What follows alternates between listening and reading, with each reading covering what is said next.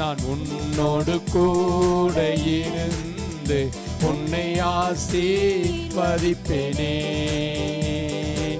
நான் உன்னோடு கூட இருந்து உன்னை ஆசீர்வதிப்பேனே. ஆதியாகமம் 26ஆம் அதிகாரம் 3ஆம் வசனத்தை ஒருவர் வாசியுங்கள். இந்த தேசத்திலே வாசம் நான் உன்னோட கூட இருந்து உன்னை ஆசீர்வதிப்பேன்.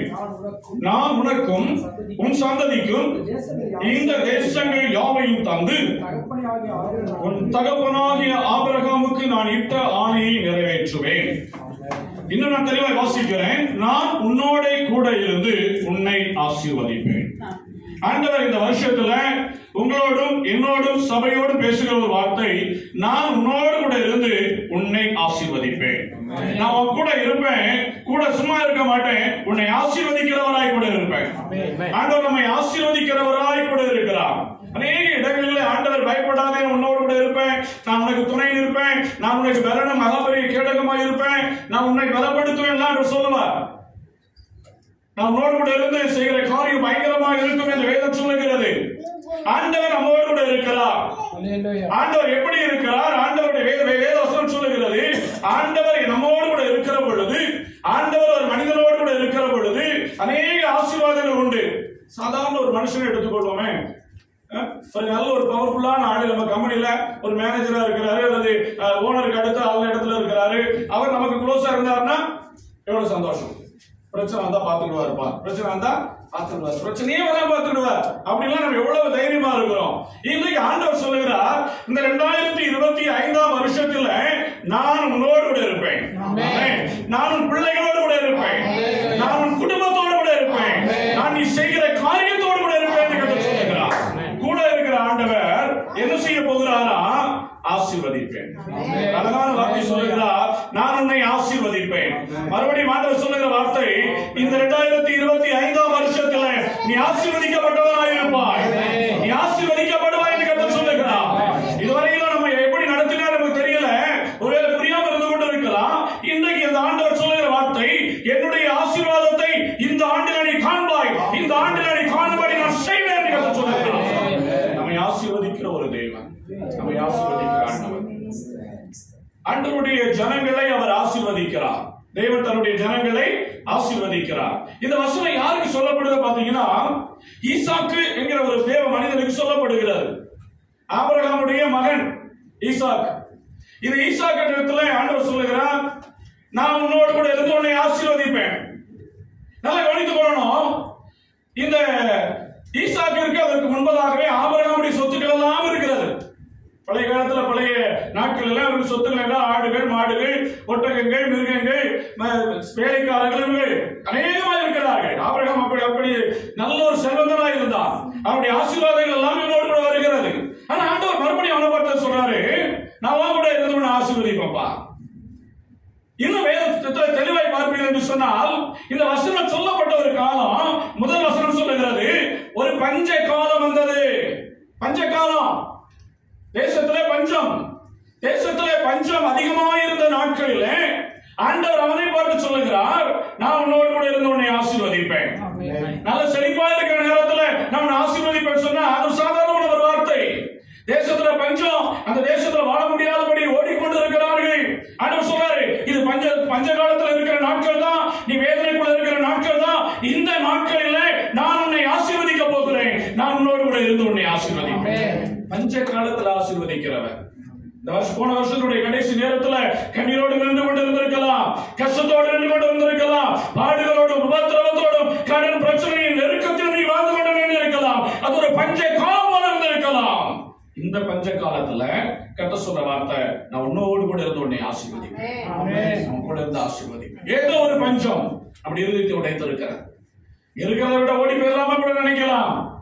இந்த இவ்வளவு நெருக்கமான சூழ்நிலையில நான் வாழ்ந்து கொண்டிருக்கிறேனே, எப்படி விடுதலையாவே என்கிற எண்ணம் கூட நம்முடைய இதயத்தை உடைத்துக் கொண்டிருக்கலாம். அன்பான சகோதரனே, ஆவியானவர் சொல்லுகிறார், இந்த பஞ்ச காலத்தில் நான் உன்னை ஆசீர்வதிப்பேன், உன்னை ஆசீர்வதிப்பேன். வேதனையான காலத்துல தான், துக்கத்தை தான் சந்தோஷமாய் மாற்றுகிறவர். துக்கப்படுகிற காரியங்கள்ல தான் ஆண்டவர் ஒரு அற்புதத்தை செய்கிறவர்.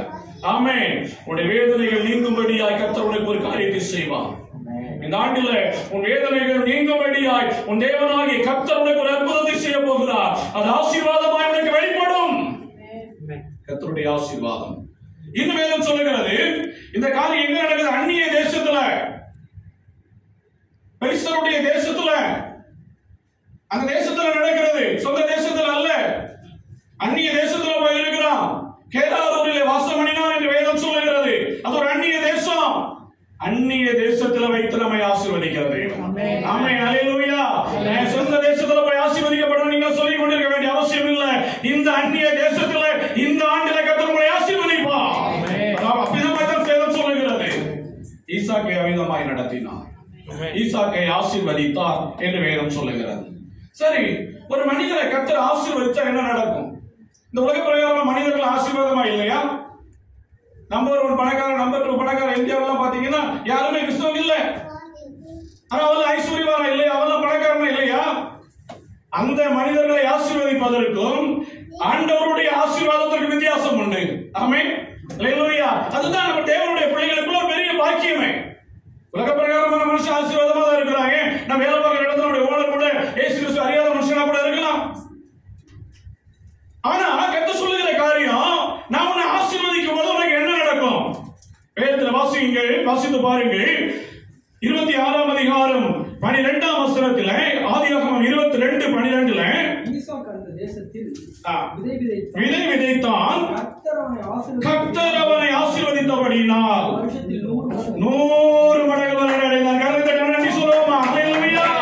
வேதம் சொல்லுகிறது, கர்த்தர் அவனை ஆசீர்வதித்தபடியினால், கர்த்தர் அவனை ஆசீர்வதித்தபடியினால், கர்த்தருடைய ஆசீர்வாதம் என் மேல இருக்கும் என்றால் நான் 100 மடங்கு பலனை பெற்றுக் கொள்வேன். ஒரு ஆச்சரியமான ஒரு காரியம், ஆச்சரியமான ஒரு காரியம். கடந்த வாரத்தில் ஒரு சகோதரர் சாட்சி சொன்னார்கள். இந்த தேசத்துல 200 ரூபாய் சம்பளத்துல ஜெயிலுக்குள்ளலாம் போய் நான் வாழ்ந்தேன், இருந்தேன், கஷ்டப்பட்டேன். ஆனா கர்த்தர் எனக்கு ஒரு கம்பெனியை கொடுத்து ஆசீர்வதித்திருக்கிறார். இது ஆண்டவருடைய ஆசீர்வாதம். இது போன்ற காரியங்களை தான் கர்த்தர் செய்ய வேண்டும் என்று நம்முடைய வாழ்க்கையில விரும்புகிறார். என்று ஜெயிலுக்கு அனுப்புறதா இல்லை. நம்முடைய வாழ்க்கையில அடைக்கப்பட்டு இருக்கிற வாசல்களை ஆச்சரியப்படும்படி திறப்பார். அதுதான் ஆண்டவர் செய்கிற ஒரு காரியம். இங்க வேதம் அழகா சொல்லுகிறது, இந்த ஈசாக்குடைய வாழ்க்கையில அவன் விதை விதைத்ததை 100 மடங்காய் பலனடைய செய்தார். விவசாயத்தில் உள்ளவங்களுக்கு 100 மடங்கு பலனா என்னன்னு தெரியும். ஒரு மரக்கா நெல் விதைச்சோம்னா 1 கோட்டை நெல் கிடைக்கும். அப்படித்தானே? விவசாயத்தில் உள்ளவங்களுக்கு தெரியும். ஒரு கோட்டை விதைப்பாடு ஒரு மரக்கா இடத்துல விதைப்பாங்க. அந்த இடத்துல விதைக்கிற, அந்த இடத்துல நடப்படுகிற இடத்துல 1 கோட்டை நெல் கிடைக்கும். நம்ம ஒரு சொல்லப்படும். அதுவே 2 கோட்டை கிடைச்சுன்னா 2 மேனின்னு சொல்லுவோம். ஒவ்வொரு கிராமத்துல எங்க பக்கத்துல 2 மேனி போம். 2 மடங்கு பலன், 2 மடங்கு பலன். அநேகமா பாத்தீங்கன்னா 2 மடங்கு பலனுக்கு மேல கிடைக்கிறது இல்ல. 2 கோட்டை நெல் கிடைக்கிறதே பெருசு அப்படிம்பாங்க. 2 மேனி வந்துச்சுன்னா அது பெரிய சந்தோஷம் விவசாயிகளுக்கு இன்னைக்கு. ஆனா ஆண்டவர் சொல்றாரு பாருங்க, 100 மடங்கு பலனை நாம் பெற்றுக் கொள்ளும்படியான ஒரு ஆசீர்வாதத்தை உன் தேவனாகிய கர்த்தர் உங்களுக்கு எனக்குமான கட்டளையிடுவார். அதுதான் நன்மை, அதுதான் ஆசீர்வாதம். எல்லாரும் விதைக்கிறான், எல்லாரும் விதைக்கிறான். விதைக்கிறதற்கு மாத்திரம் பலனை பெறுகிறான். விதைப்பதற்கும் மேலான பலனை ஆண்டவருடைய ஆசீர்வாதம் கொடுக்கிறது. ஆண்டவருடைய ஆசீர்வாதம் தருகிறது. அந்த ஆசீர்வாதத்தை புரிந்து கொள்ள முடியாது. இந்த ஆசீர்வாதத்தை நாம் புரிந்து கொள்ளுகிற நேரத்துல கர்த்தருடைய ஆசீர்வாதம் நிரம்பி வழியும். கர்த்தருடைய நன்மையினால் நாம் நிரப்பப்படுகிறோம். வேதத்துல அநேக ஆசீர்வாதங்கள் இருக்கிறது. உபாகமம் 1:11 1000 மடங்கு அதிகமாகும்படி கர்த்தர் உங்களை ஆசீர்வதிப்பார் அப்படின்னு வேதம் சொல்லுகிறது. மத்தேயு 13ஆம் அதிகாரம் 8ஆம் வசனத்துல 30 மடங்கு 60 மடங்கு 100 மடங்கு ஆசீர்வாதத்தை வேதத்தில் பார்க்கிறோம். விதைத்ததை ஆண்டவர் விதமாய் ஆசீர்வதிப்பார் என்று வேதம் சொல்லுகிறது. இன்னும் யோபு 42:10 2 மடங்கு ஆசீர்வாதத்தை குறித்து வேதம் சொல்லுகிறது. ஆனா இந்த 2025ஆம் வருஷத்துல நாம் விதைக்கிறதை, நாம் செயல்படுகிறதை ஆண்டவர் 100 மடங்காய் ஆசீர்வதித்து கொடுப்பார். ஆமென், அல்லேலூயா. தேவனுடைய பிள்ளைகளுடைய வாழ்க்கையில இது சாதாரண ஒரு ஆசீர்வாதம் அல்ல, சாதாரணமான ஒரு காரியம் அல்ல. நம்முடைய புத்திக்கு எட்டாத ஒரு காரியம். தேவன் செய்கிற காரியம் புத்திக்கு எட்டாத ஒரு காரியம். புத்திக்கு எட்டாத ஒரு ஆசீர்வாதத்தை தேவன் தம்முடைய பிள்ளைகளுக்கு தருகிறார். இன்னுமாக இந்த ஆசீர்வாதத்தினால நம்முடைய வாழ்க்கையில என்னென்ன காரியங்கள் நடக்கிறது சுருக்கமா சொல்லிடுறேன். டைம் இல்லாதபடினால சுருக்கமா இந்த நாளில் பிரசங்கத்தை முடிக்கிறேன். முதல் காரியம், ஈசாக்கு விதை விதைத்தான், கர்த்தர் அதை அவனுக்கு 100 மடங்காய் விளைய செய்தார். ஒண்ணு. அந்த 100 மடங்கு அளவு ஆசீர்வாதம் அவனுக்கு வருகிற பொழுது, கர்த்தர் அவனை ஆசீர்வதிக்க ஆரம்பிக்கிற பொழுது, அடுத்த வசனம் ஆதியாகமம் 26:13 அவன் ஐஸ்வர்யவானாய் மாறினான். ஆமென். அல்லேலூயா. இன்னைக்கு நான் கடன்காரனா இருக்கிறேன். நமக்குள்ள அந்த இடம் தான் இருக்கு. நீங்களுக்குள்ள இருக்கு. நான் கடன்காரனா இருக்கேன். ஒருவேளை பேங்க்ல லோன் வாங்கியிருப்போம், கடன் தான். அப்படித்தானே? இல்ல மனுஷங்க கிட்ட கடன் வாங்கி இருக்கிறோம், கடன் தான். வட்டிக்கு கடன் வாங்கி இருக்கிறோம், கடன் தான். கர்த்தர் சொல்ற வார்த்தை பாருங்க, தேவனுடைய ஆசீர்வாதம் ஒரு மனிதனுக்குள்ளாய் வருகிற பொழுது அவன் ஐஸ்வர்யவானாய் மாறுகிறான். அவன் ஐஸ்வர்ய பணக்காரனா மாறுகிறான் என்று வேதம் சொல்லுகிறது. ஆண்டவர் நம்முடைய வாழ்க்கையை மாற்றும்படிக்கு ஒரு காரியத்தை செய்வார். ஆண்டவர் ஒரு வழியை திறந்து கொடுப்பார். நாம் விதைக்கிற காரியத்தை, நாம் செயல்படுகிற காரியத்தை, நாம் செய்து கொண்டிருக்கிற வேலையை, அல்லது நாம் செய்து கொண்டிருக்கிற காரியங்களை ஆண்டவர் ஆசீர்வதித்து நம்முடைய வாழ்க்கையில் இருக்கிற கடன்களை அடைத்து நம்மை பணக்காரர்களாய் ஐஸ்வர்யவான்களாய் கர்த்தர் மாற பண்ணுவார். ஆமென். அல்லேலூயா. நம்ம நினைக்கலாம், ஏன் ஆண்டவர் வார்த்தை இப்படி பேசிட்டு இருக்காரு அப்படின்னுட்டு. அநேக காரியங்கள் பின்னால சொல்றேன், நான் தெளிவா சொல்றேன். ஆண்டவருடைய ஆசீர்வாதம் என்ன செய்யும் தெளிவா புரிந்து கொள்ளணும். தேவனுடைய பிள்ளைகள் ஆலயத்துக்கு வரணும் போறோம் என்பது அல்ல. வேதம் தெளிவாய் சொல்லுகிறது, ஒரு மனிதனை கர்த்தர் ஆசீர்வதிக்கிற பொழுது அவன் ஐஸ்வர்யவானாகிறான். ஆமென். நம்ம ஐஸ்வர்யவானா இருக்கிறோமா? இல்லாம இருக்கிறோம்ல, கடனுக்குள்ளதானே இருக்கிறோம். ஆண்டவர்கிட்ட ஜெபம் பண்ணணும், என்னை ஆசீர்வதி, உம்முடைய ஆசீர்வாதம் எனக்கு தேவை. வேதம் சொல்லுகிறது, கர்த்தரின் ஆசீர்வாதமே ஐஸ்வர்யம். நீதிமொழிகள் 10ஆம் அதிகாரம் 22ஆம் வசனத்தில் விதமாய் சொல்லப்படுகிறது, கர்த்தரின் ஆசீர்வாதமே ஐஸ்வர்யத்தை தரும்.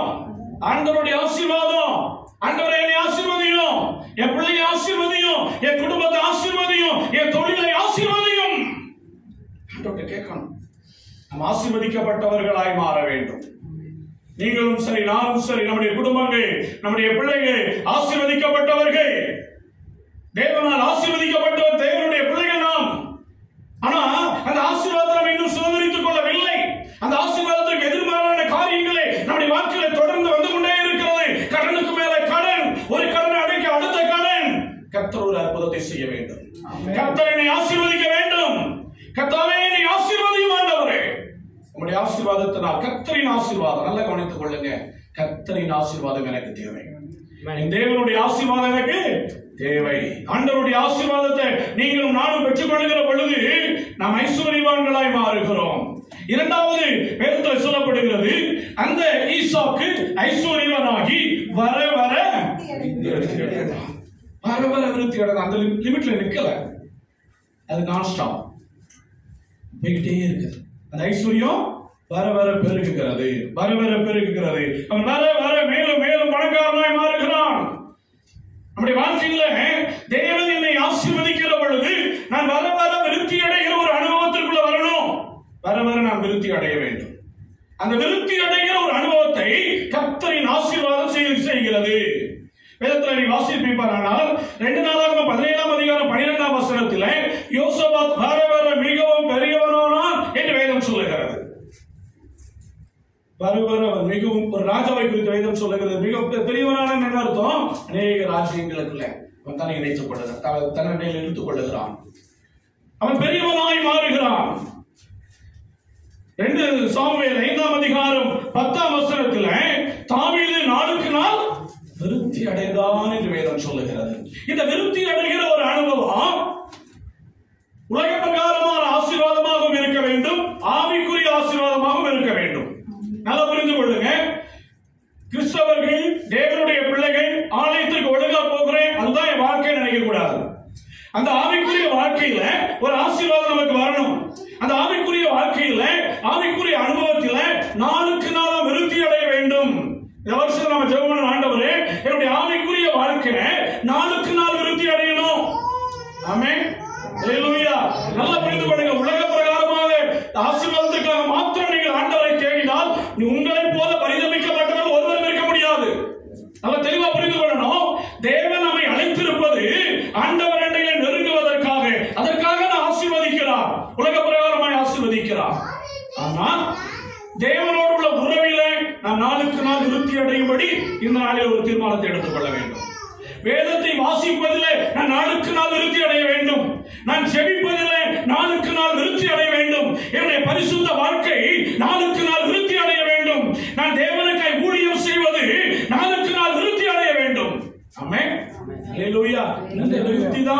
பெரிதான ஒரு ஆசீர்வாதத்தை கொண்டு வரும். இன்னைக்கு அநேகமா கிறிஸ்தவர்கள் என்ன நினைச்சோம், ஆண்டவரே என்னை ஆசீர்வதியும், என் பிள்ளைகளை ஆசீர்வதி, குடும்பத்தை நல்லது, குடும்பம் எல்லாம் ஆசீர்வாதமா தான் இருக்கணும். ஆனா அதுக்கு முன்னால ஆவிக்குரிய ஆசீர்வாதத்திலும் நாம் விருத்தி அடைய வேண்டும். ஆவிக்குரிய ஆசீர்வாதத்துக்கு ஜெபம் பண்ணணும். வந்தோம் போனோம், கடமையை முடிச்சோம், ஞாயிற்றுக்கிழமை முடிஞ்சது, 30 வருஷம் முடிஞ்சது அப்படின்னா முடிஞ்சதாகவே போயிடும். ஒரு மாற்றம், ஒரு ஆசீர்வாதமான ஒரு மாற்றத்தை கர்த்தர் உங்களிடத்திலும் என்னிடத்திலும் எதிர்பார்க்கிறார். ஆண்டவரே சொல்லுங்க, ஆண்டவரே என் வாழ்க்கையில ஆவிக்குரிய ஒரு ஆசீர்வாதத்துல நான் விருத்தி அடையட்டும் ஆண்டவரே, விருத்தி அடையட்டும் ஆண்டவரே. என் ஆவிக்குரிய வாழ்க்கையில அந்த ஆசீர்வாதத்தை என் மேல ஊற்றும் ஆண்டவரே. வரங்கள், வல்லமைகள், கிருபைகள் எனக்குள்ள பெருகட்டும் ஆண்டவரே. தேவனுக்காக நான் எதையாவது செய்யும்படி என்னை ஆசீர்வதியும். தேவனுக்காக நான் பெரிய காரியங்களை செய்யும்படி என்னை ஆசீர்வதியும். சொல்லி பாருங்க, கர்த்தருடைய ஆசீர்வாதம் வரும். இன்னைக்கு நம்ம வெறுமையா தான் இருக்கிறோம். இன்னைக்கு உங்ககிட்ட ஒண்ணும் இல்லை, ஆனா தேவன் உங்களை ஆசீர்வதிக்க வல்லமை உடையவர். உன் தேவனாகிய கர்த்தருடைய ஆசீர்வாதம் உங்கள் மேல் இறங்குகிற பொழுது, அந்த ஆசீர்வாதம் நிலைத்திருக்கிற பொழுது நீங்கள் வர வர விருத்தி அடைவீர்கள். விருத்தி அடையும்படி கர்த்தர் செய்வார். மூன்றாவதாக, அவன் மிகவும் பெரியவனானான் என்று வேதம் சொல்லுகிறார். பணக்காரனானா, மேலும் மேலும் பணக்காரனானா, இவன் பெரியவனாக மாறுகிறான். ஒரு ஊர்ல பணம் வச்சிருந்தா மட்டும் மதிப்பு கிடையாது. எத்தனையோ பேர்கிட்ட ஊர்ல பணம் வச்சிருப்பான், பணத்தை வச்சு மட்டும் மதிப்புல இருக்க முடியாது. அந்த ஊர்ல அவன் மதிக்கிறவனாக மாற வேண்டும், ஒரு உயர்ந்த இடத்துல இருக்க வேண்டும். ஊர்ல ஒரு மனுஷன் பார்த்து சொன்னா இவன் பெரிய மனுஷன்பா அப்படின்னு பார்த்து கையெடுத்து போடுற அநேகரை பார்க்க முடியும். அந்த சொல்றாரு, நான் உன்னை பெரியவனா மாற்றுவேன். நீ வேலை செய்கிற இடத்துல நீ அடிமட்டத்துல வேலை பார்க்கலாம், கர்த்தர் உன்னை உயர்த்துகிற ஒரு தேவன். ஆமென், அல்லேலூயா. அவர் உன்னை பெரியவனாய் மாற்றுகிற தேவன், அவர் உன்னை பெரியவனாக மாற்றுகிற தேவன். இன்னைக்கு அடிமட்ட வேலை பார்த்து கொண்டு இருக்கிறோம், லேபர் வேலை பார்க்கிறோம், அது ஏதோ ஒரு விதத்துல அடிமட்டத்தில் விழுந்து கிடக்கிற ஒரு வேலையில இருக்கிறோம். என் தேவனாகிய கர்த்தர் என்னை ஆசீர்வதிப்பார், ஆனால் நான் மிகவும் பெரியவனாய் நான் வேலை செய்கிற இடத்துல நிற்க முடியும். அது என்ன நமக்குள்ள வரணும். என்னை உயர்த்துகிற கர்த்தர், கர்த்தர் உங்களை உயர்த்துகிற ஒரு காலம், உயர்த்துகிற ஒரு வருஷம். ஐஸ்வர்யம் மட்டுமல்ல, ஆண்டவர் உயர்த்தவும் விரும்புகிறார். கர்த்தர் சகல விதத்திலும் உன்னை உயர்த்துவார். சர்வ வல்லமையுள்ள தேவனாகிய கர்த்தர் அநேகருடைய பார்வைக்கு முன்பதாக, அநேகருக்கு முன்பதாக கர்த்தர் உன்னையும் உன் பிள்ளைகளையும் உன் குடும்பத்தையும் கர்த்தர் உயர்த்துகிறார் என்று வாக்குத்தத்தம் பண்ணுகிறார். இந்த வருஷத்துல கர்த்தர் அதை செய்வார், கர்த்தர் செய்வார். ஒன்றுக்கும் உதவாத இருக்கிறவர்களை கர்த்தர் தெரிந்து கொண்டு அவர்களை ஆசீர்வதித்து நடத்துகிறவர். ஒண்ணுமே இல்லை நினைக்கிற பாத்தீங்களா? நீ ஒண்ணுமே இல்லை, உண்மைதான் இல்லைன்னு சொல்லவே இல்லை. கடன்ல இருக்கிறோம், மைனஸ்ல இருக்கிறோம், எல்லாவற்றையும் மாற்றி உயர்த்துவார். உன் தலையை மறுபடியும் கர்த்தர் உயர்த்துவார். உன் தலை மறுபடியும் உயர்த்தப்படும். கர்த்தர் உயர்ந்த இடத்துல கர்த்தர் உன்னை நிறுத்தும்படிக்கு விரும்புகிறார். நீ மிகவும் பெரியவனாக வேண்டும் என்று கர்த்தர் விரும்புகிறார். ஆண்டவரே ஜெபம் பாரு, ஆண்டவரை பிடித்துக் கொண்டு பார். ஆண்டவரே என்னை உயர்த்தும், ஆண்டவரே உயர்த்துவார், உயர்த்துவார். விழுந்து கிடக்கிற உன்னை ஆண்டவர் மேலே உயர்த்துவார். மற்றவர்களுக்கு வேடிக்கை பொருளாய் நிற்கிற உன்னை கர்த்தர் உயர்த்துவார், கர்த்தர் உயர்த்துவார். உயர்ந்த இடத்துல கர்த்தர் நிறுத்துகிறார். ஈசாக்கு எப்படி உயர்த்தினாரா? ஆதியாகமம் 26:14 அவருடைய அந்த தேசத்துல வாழ்ந்தவர்கள் பொறாமைப்படுகிற அளவுக்கு உயர்த்துகிறார். அடுத்தவன் பொறாமைப்படுற அளவுக்கு கர்த்தர் உயர்த்துகிறார். கர்த்தருடைய ஆசீர்வாதம், கர்த்தர் நம்மை உயர்த்துகிற பொழுது, கர்த்தர் நம்மை உயர்த்தி உயர்ந்த இடத்துல நிறுத்துகிற பொழுது அடுத்தவன் பொறாமைப்படுற அளவுக்கு நிறுத்துவார். ஆமென், அல்லேலூயா. இது சும்மா ஏதோ சொல்லிட்டு போற காரியம் அல்ல, அது தேவனுடைய ஆசீர்வாதம். இரண்டாவது வேதம் பாருங்க, ஆதியாகமம் 26:16 அந்த தேசத்தின் ராஜாவாகிய பெலிஸ்த தேசத்து ராஜாவாகிய அபிமெலேக் அவனிடத்தில் வந்து, நீ எங்களை பார்க்கிலும் பலத்து விட்டாய், எங்களை பார்க்கிலும் அதிக சம்பாத்தியத்தை வைத்திருக்கிறாய், எங்க தேசத்தை விட்டு போய்விடு. தேசத்தின் ராஜா சொல்லுகிறான், தேசத்தை ஆண்டவர் சொல்லுகிறான், நீ எங்களை பார்க்கிலும் ஆசீர்வதிக்கப்பட்டிருக்கிறாய். ஆமென், அல்லேலூயா. ஒரு நாள் வரும், ஒரு காலம் வரும், உங்களோடு கூட வேலை பார்த்தவர்கள் எல்லாரும் உங்களை உயர்த்தி இப்படிப்பட்ட காரியங்களை சொல்லும்படி கர்த்தர் உங்களை உயர்த்துகிற ஒரு நாள் வரும். பொறுமையா இருக்கணும். ஒரு சில காரியங்கள்ல, ஒரு சில வேலைகள்ல அவசரப்படவே கூடாது. தேவனுடைய ஆசீர்வாதம் வருகிற பொழுது கர்த்தர் விதமாய் நாமே நடத்துகிறார். ஈசாக்கை நடத்தினார்.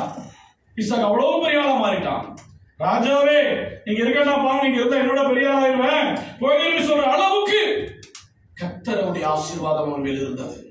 அந்த ஆசீர்வாதம் தான் இந்த 2025 உங்க மேலும் மென்மேலும் வரும் என்று கட்ட சொல்லுகிறான். ஆமென். சாதாரணமான ஒரு காரியம் அல்ல. அந்த காரியங்களுக்காக ஜெபித்துக் கொண்டிருந்த இந்த வாக்குத்தத்தத்தை ஆண்டவர் எனக்கு ஒரு சில மாதங்களுக்கு முன்பதாக கொடுத்தார். நான் வாக்குத்தத்தத்துக்காக காத்திருந்த பொழுது அதில் நான் தொடர்ந்து ஜெபித்துக் கொண்டே இருந்தேன். இந்த திங்கட்கிழமை விவசாய வேலையில ஜெபித்து முடித்தேன். ஜெபித்துக் கொண்டிருந்த பொழுது எனக்கு ஒரு எண்ணம், ஆண்டவரே இந்த வாக்குத்தத்த வசனத்தை கொடுத்திருக்கிறீரே, ஒரு அடையாளத்தை எனக்கு தார், ஒரு அடையாளத்தை எனக்கு தார். என்னை ஆசீர்வதிப்பேன் சொல்றீங்க, வர வர விருத்தி அடைவாய், பெருவாய், பெருமையாய், பெரிய இடத்துல நிறுத்துவேன் சொல்றீங்கல்ல, எனக்கு ஒரு அடையாளத்தை தார் அப்படின்னு சொல்லி ஜெபம் பண்ணேன். ஜெபம் பண்ணி ஒரு அரை மணி நேரம் அந்த இடத்துல தான் இருக்கிறேன். ஜெபம் பண்ண இடத்துல நான் போகல.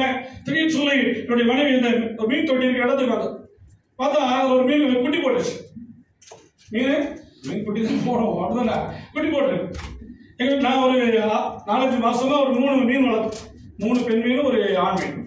அந்த 3 மீனுமே குட்டி போடக்கூடியது. 3 ஃபீமேலும் குட்டி போடும். அந்த 3 ஃபீமேலும் 6 மாசத்துல ஒரு 25 குட்டி போடுறது எல்லாம் சேர்த்து. அது தனியாக எடுத்து வச்சிருக்கோம். சரியா?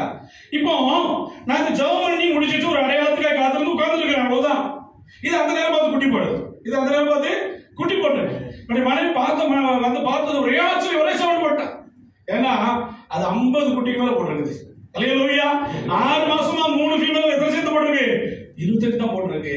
இந்த ஆண்டவர் அடையாளத்தை கேட்ட பொழுது, ஆண்டவர் அடையாளத்தை கொடுத்த பொழுது ஒரே மீன் 50 குட்டிகளுக்கு மேல அதிகமாய் போட்டிருக்கிறது. தேவனுடைய வார்த்தை நிறைவேறுகிறது. அதனால தைரியமாய் சொல்லுகிறேன், உன்னுடைய வாழ்க்கையில தேவனுடைய வார்த்தை நிறைவேறும். அது பொய் உரைப்பதில்லை, பொய் உரைப்பதில்லை. எந்த காரியம் முடியாது என்று எண்ணுகிறாயோ அந்த காரியத்தை கர்த்தர் ஆசீர்வதித்து அதை முடிய பண்ணுவார். கர்த்தருடைய ஆசீர்வாதம், கர்த்தருடைய ஆசீர்வாதம். எது நடக்காது நம்ம நினைக்கிறோமோ அந்த காரியத்தில் தேவனுடைய ஆசீர்வாதம் வெளிப்படும். தேவனுடைய ஆசீர்வாதம் வெளிப்படும். சரி, நான் முடிச்சிட்டேன். அதுக்கு பிறகு கொஞ்ச நேரம் கழிச்சு, ஆண்டவரே என்னுடைய தனிப்பட்ட வாழ்க்கைக்கு ஒரு அடையாளத்தை தந்தீர், ஆசீர்வதிப்பதற்கு சபைக்கு ஒரு அடையாளத்தை தாரும் அப்படின்னு சொல்லி யோசிச்சுட்டு இருக்கும்போது அப்ப என்ன அடையாளத்தை கேட்க அப்படின்னு சொல்லி என்ன அறியாமல் யோசிக்கிறேன். அப்ப எனக்கு ஒரு மனசு வந்துச்சு, ஒரு சகோதரன் விசா இல்லாம விசாவை சேஞ்சுக்காக ஒரு சகோதரன் வெளியே போனார், ஏமனுக்கு போயிருக்கிறார். அவருக்கு விசா வரணும் ஆண்டவரே, இது ஒரு அடையாளம். நான் பிரசங்கம் பண்றதுக்கு முன்னால அவருக்கு விசா வரணும். ஏன்னா 4 நாளா உட்கார்ந்து இருக்கிறார் அந்த நாட்டுல, இங்க திரும்ப வரல. முன்னால ஒரே நாளா போயிட்டு வந்துருவாங்க. விசா இல்லாம தடுமாறிட்டு அங்க உட்கார்ந்து இருக்கிறாரு. எனக்கு அந்த வேதனை இருந்ததுனால திரும்பி அந்த அடையாளத்தை கேட்டேன். ஆண்டவரே நான் பிரசங்கம் பண்றதுக்கு முன்னால அவரு வரணும், எனக்கு தெரியாது அப்படின்னு சொல்லியாச்சு. இன்னைக்கு காலையில நான் அவருக்கு மெசேஜ் பண்றேன், பிரதர் உங்களுக்கு விசா வந்துச்சானே. காலையில் அவர் சொல்ற விசா எனக்கு வரல பிரதர், என்ன செய்ய போறேன்னு தெரியல அப்படின்னா. அடுத்து 12 மணிக்கு ஒரு மெசேஜ் பண்ணார், விசா வந்துருச்சு பிரதர். அல்லேலூயா. அவன் அதே சொல்ற காரியம் காலையிலேயே ஒரே ஒரு பஸ் தான், பஸ்ல போயிட்டு வரணும். இப்போ முன்னாள் மாதிரி கிடையாது. அந்த பஸ் காலையிலேயே போயிடுச்சு. இன்னைக்கு பஸ் காலையிலேயே போயிடுச்சு. இனி பஸ் வர்றதுக்கு வாய்ப்பு இல்லை. நான் உங்க அண்ட போய் கேட்கிறேன், ஆண்டவரே நான் உங்களுக்கு அடையாளத்தை கேட்டோம்ல, நீங்க அடையாளத்தை செஞ்சிருக்கணும்ல அப்படின்னு சொல்லும்போது அடுத்து ஒரு மெசேஜ் என்னோட சகோதரருக்கு அனுப்பியிருந்தாரு. கர்த்தர் அவங்களுக்காகவே அந்த இன்னும் புதிய ஒரு பஸ்ஸை அனுப்பியிருந்தாராம். அவங்க பஸ் வந்துருக்காங்க, ஒரு வேலை வந்திருக்கலாம். கர்த்தர் நல்லவன், கர்த்தர் நல்லவன். அடையாளத்தை தந்த ஆண்டவர் உங்களுக்கு ஒரு அடையாளத்தை தருவார். உங்களுடைய வாழ்க்கையில் உங்களுடைய ஜெபத்திற்கு ஒரு அடையாளம் ஆண்டவர் தந்து உன்னை ஆசீர்வதிப்பார். அடையாளத்தை உறுதியாய் பற்றிக்கொள், ஆசீர்வாதமாக இருக்கும். கர்த்தர் உங்களை ஆசீர்வதிப்பார். சரி, இந்த 2 காரியம் 3 காரியத்தை பார்த்திருக்கிறோம். இது இப்பதான் முக்கியமான காரியத்தை பார்க்க போறோம். நான் ஆசீர்வதிக்கப்படணும், என்னை ஆண்டவர் ஆசீர்வதிக்கிறார்.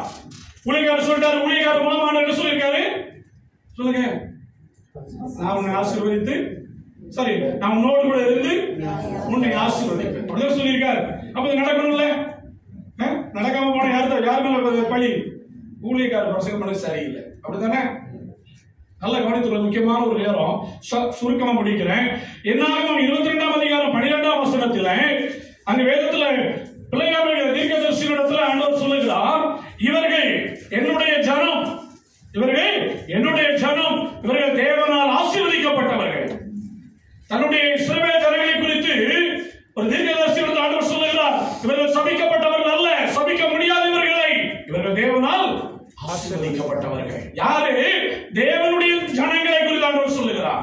நீங்களும் நானும் யாரு? சத்தமா சொல்லுங்க, நம்மள யாரு? தேவனுடைய ஜனம். அப்போ தேவனுடைய ஜனங்கள் தேவனால் ஆசீர்வதிக்கப்பட்டவர்கள்.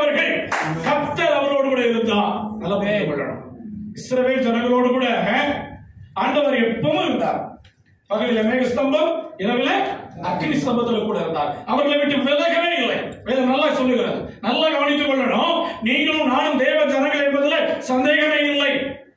அவர்கள் விசுவாசம் உள்ளவர்கள் அவரை ஏற்றுக்கொண்டவர் எத்தனை பேர்களோ அத்தனை பேரும் அவருடைய பிள்ளைகள் என்று வேதம் சொல்லுகிறது. அப்ப அவருடைய பிள்ளைகள், நீங்களும் நாம் அவருடைய பிள்ளைகள். ஆனா நம்முடைய வாழ்க்கையில் ஆசீர்வாதம் இல்லை. இந்த ஆசீர்வாதம் சுதந்திரிக்கணும்னா கர்த்தர் உங்கள் நடுவில் இருக்க வேண்டும். கர்த்தர் உங்கள் நடுவில் இருக்கணும். இருக்கிறாரா? இருக்கிறாரா? இதுதான் கேள்வி. இல்லைன்னா ஆண்டவரே நீர் என்னோடு கூட வாரும், எனக்குள் வாரும், என் குடும்பத்துக்குள்ள வாரும், என் பிள்ளைங்க வாழ்க்கையில வாரும். அதுதான் அநேக வேலையில மிஸ் பண்றோம். பிள்ளைகளுக்கு என்னென்னமோ கற்றுக் கொடுக்கிறோம். தேவன் அவரோடு கூட இருக்கும்படிக்கு நம்ம ஜெபிக்கிறோம். இதுதான் உண்மை, இதுதான் வாழ்க்கை. ஆண்டவரே என் பிள்ளைங்க கூட நீங்க இருங்க. நம்ம அந்நியத்துல இருக்கிறோம், நம்ம தூரத்துல இருக்கிறோம். ஆனா தேவனுடைய கரம் அந்த பிள்ளைங்க கூட இருக்கணும் சொல்லி நம்ம ஜெபம் இருக்கணும். நல்லா புரிந்து கொள்ளுங்க. ஆண்டவரே நீ என் பையன் கூட இருங்க, என் பிள்ளைங்க கூட இருங்கன்னு சொல்லி ஜெபம் பண்ணுங்க. கர்த்தர் கூட இருப்பா. கர்த்தர் கூட இருந்தால் அவர்கள் ஆசீர்வதிக்கப்பட்டவர்களாய் மாறுவார்கள். ஆண்டு ஜெபம் பண்ண, ஆண்டவரே என் கூட இருக்கப்பா, என் கூட இருங்க. என்னுடைய பாவங்கள், என்னுடைய அக்கிரமங்களை நிமித்து ஒருவேளை விலகி நின்றீங்கன்னா மறுபடியும் என் கூட வாங்க ஆண்டவரே. என்னுடைய இதயத்தை நமக்கு தருகிற ஆண்டவரே என்னோடு கூட இரும். பாருங்க, யோசபாத்தோட கர்த்தர் இருந்தார். 2 நாளாகமம் 17ஆம் அதிகாரம் 3ஆம் வசனத்துல கர்த்தர் யோசபாத்தோடு கூட இருந்தார்.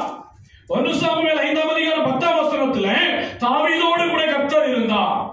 அதனால அவர்கள் ஆசீர்வதிக்கப்பட்டவர்கள். சவுல் சொல்றாரு, நீ ஆசீர்வதிக்கப்பட்டவன், நீ பெரிய காரியங்களை செய்வாய். தாவீதை பார்த்து சொல்றார், நீ ஆசீர்வதிக்கப்பட்டவன், ஆசீர்வதிக்கப்பட்டவன் பெரிய காரியங்களை செய்கிறான். ஆமென், அல்லேலூயா. ஆசீர்வதிக்கப்பட்ட ஜனங்கள் பெரிய காரியங்களை செய்வார்கள். தேவனால் ஆசீர்வதிக்கப்படுகிற பிள்ளைகளை கர்த்தர் ஆசீர்வதிக்கு உயர்த்துகிறார். கர்த்தர் கூட இருந்தாரா? நல்லா புரிந்து கொள்ளுங்க. கர்த்தர் கூட இருக்கிறாரா? இதுதான் கேள்வி. கர்த்தர் கூட இருக்கணும். கர்த்தரை தேடும் பொழுது கர்த்தர் கூட வருகிறார். கர்த்தரை சரியான முறையில் பிடித்துக் கொள்கிற பொழுது கர்த்தர் கூட இருக்கிறார். நாம் பாவம் செய்கிற பொழுது தேவன் நம்மை விட்டு விலகி போகிறார். புரிந்து கொள்ளணும். கிறிஸ்தவர்கள் எப்படி வாழலாம், எப்படி வாழ்வேன், ஆண்டவரை பரலோகத்துக்கு கொண்டு போவார், ஓடால் முடியாது. நல்லா புரிந்து கொள்ளுங்க. மனசுல வைத்துக் கொள்ளணும். கர்த்தர் ஆசீர்வதிக்கிறவர், கர்த்தர் மன்னிக்கிறவர், கர்த்தர் இரக்கமுள்ளவர், கர்த்தர் கிருபை நிறைந்தவர். ஆனால் பாவம் நீ சேவை செய்து கொண்டே இருப்பாய், ஆனால் தண்டிக்கிறவர். மறந்து போகாதே. அப்ப வேதம் சொல்லுகிறது, இந்த தேவனோடு உள்ள ஒரு ஐக்கியத்தை நாம் வளர்த்துக் கொள்ள வேண்டும்.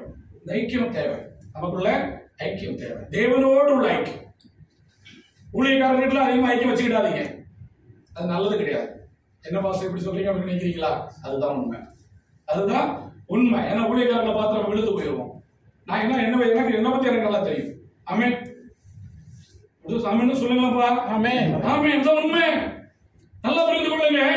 ஊழியக்காரர்கள் ரொம்ப ஐக்கியம் வைக்கவே கூடாது.